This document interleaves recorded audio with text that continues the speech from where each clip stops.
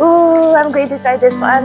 Celebrating spring, I need to make a butterfly here on my cheek or maybe on my hands. And this brings professional inks, so they are safe to use on your skin, easy to clean too.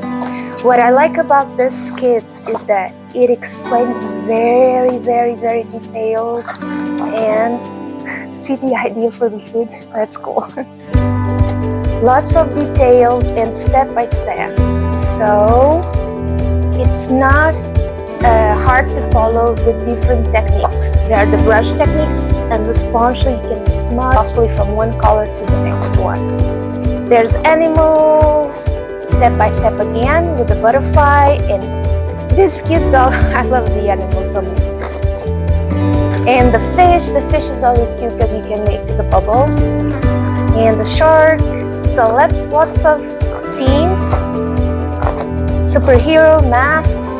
It's not just making one drawing, you can create your own mask, your own identity, like a pirate or fun for Halloween witches. It has a lot of examples, and fun cards that you can collect and then you can. Okay, I will be experimenting this now.